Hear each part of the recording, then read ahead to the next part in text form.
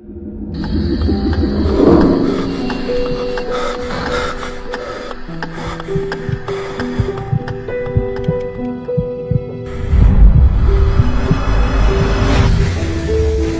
شخص بڑے کارخانے میں کام کرتا تھا.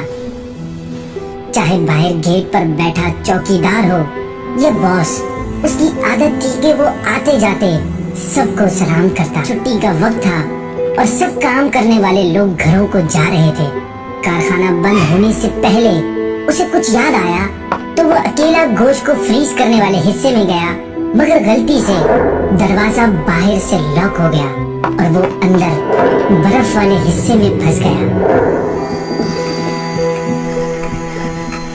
سب جا چکے تھے، کوئی مدد کی امید بھی نہ تھی.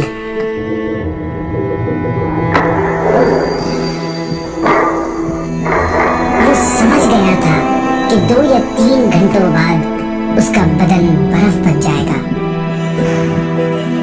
اسے موت سامنے نظر آنے لگی تھی. وہ رو رو کر دعائیں مانگنے لگا، توبہ و استغفار کرنے لگا.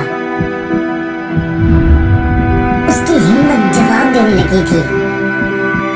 اتنے میں اچانک سرد کھانے کا دروازہ کھلا اور ایک شخص بھاگتا ہوا اندر آیا. وہ چوکیدار تھا. چوکیدار اسے باہر نکال کر گرم ہیٹر کے پاس لے آیا.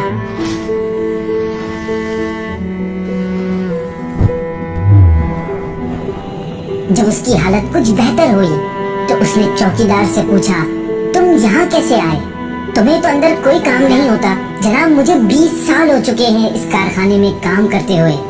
ہر روز سینکڑوں مزدور اور آفیسرز کارخانے میں آتے جاتے ہیں، لیکن آپ ان چند افراد میں سے ہیں جو جب بھی کارخانے میں داخل ہوتے ہیں تو مجھے مسکرا کر سلام کرتے.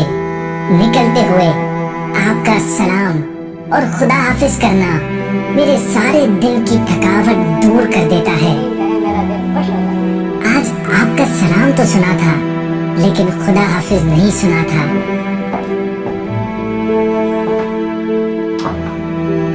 اسی لیے آپ کو تلاش کرتے کرتے یہاں آیا.